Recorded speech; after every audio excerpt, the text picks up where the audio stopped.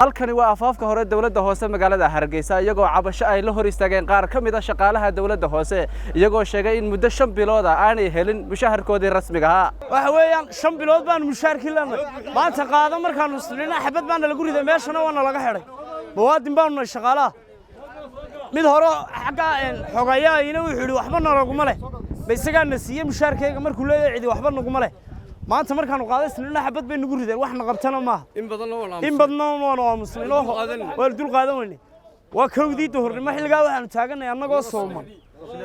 shaqaalaha qarankana waa noo Soomaaliland maayirku dee annaga qabto labadan qof ee xirada haysta iyo ciidankan dadka xabadda la dhacayo waa maalintii shanaad ay xabadna la dhacaan waa iido waa rabadaano karaahida la iska daayo xabadda laga daayo shaqaalaha oo xanuunaa jira 5 bilood ma qaadan cidina waxba naguma luuri marka iyaga laftoodu corona virus ku yaal ku dhicina dadka ka xishoodaan shaqaalaha ee 5 bilood leh annagoo ah shaqaalihii dawladda hoose ee waaxaha waxaan ku cabanaa mushaar la'aan na haysata iyo caqabado badan oo hor taagan maanta kowdii duhurnimo halka taagan mushaarna ma hayno waliba rasaas baa naloo raaciyay marka waxaan ku codsanaa dadka madaxda ama maamulka meesha haysta inay systemkan u shaqeynayaan wax ka bedelaan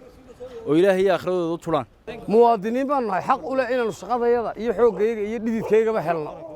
maalin walba ma helno sida dad aan muwaadiniin ahayn oo ajaanib aan u qaadan ajaanibka ma dhaaman isna waxaan u shaqaysanaa oo naftayada iyo reerahayaga waayaan dara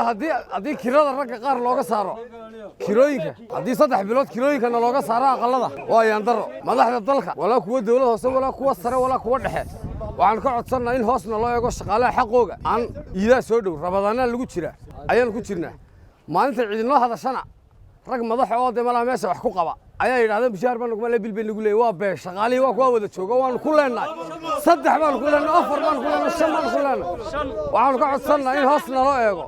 in allah ma isugu baqaan xisaab weeyaan arsaaqada xagga allah laga bixiya laakiin dakhli meesha kuma yara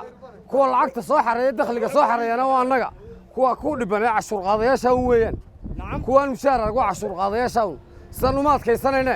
san dawladdu waxa ka bedesho maayirku waxa ka bedelo xogayo waxa ka bedelo maayirku ciyagu waxa ka bedelo golaan deegaanku waxa ka bedelaan xamse maxamed muuse cawke